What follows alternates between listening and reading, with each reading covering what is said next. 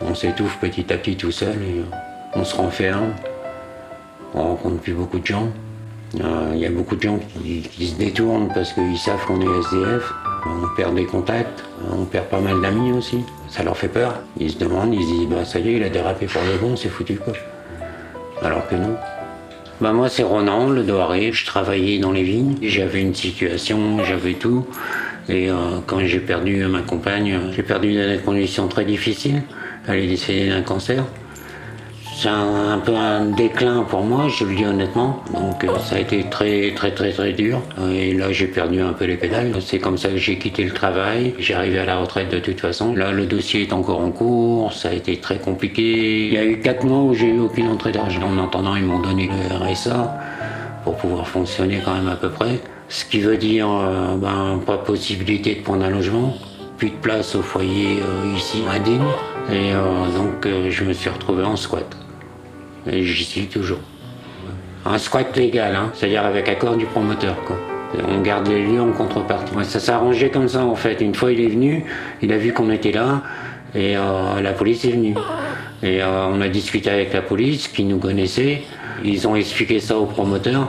Et le promoteur, du coup, nous a dit bon, bah écoutez, vous pouvez rester, mais par contre, vous laissez plus rentrer personne. On a eu beaucoup de chance. On avait le chauffage, on avait 2 radiateurs, et on n'a pas trop souffert de l'hiver. Mais ça, on s'estime vraiment très heureux.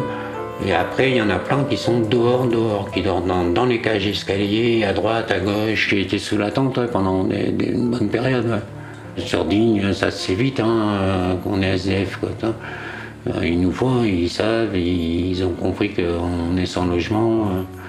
Donc le regard, là, c'est souvent, ça se détourne, quoi. Ils détournent le regard, quoi.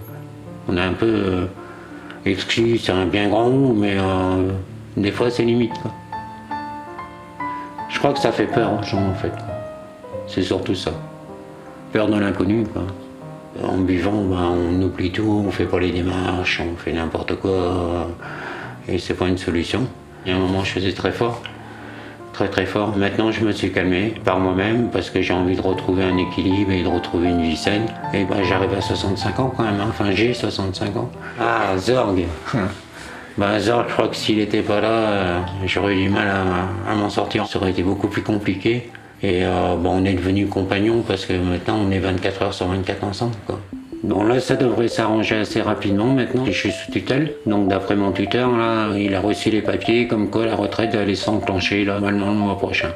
Et le rappel qui va avec, parce que ça fait 14 mois que je suis dans l'attente. Le futur, c'est logement en bord de mer, pas loin de la mer, toujours. Bon, je suis breton, donc voilà, je suis attaché à la mer, hein. Ça c'est clair. Et puis finir ma vie paisiblement avec mon petit chien. Donc on a l'intention de partir en Italie, à San Remo. Changer de regard justement sur les SDF et que ça peut arriver à n'importe qui du jour au lendemain.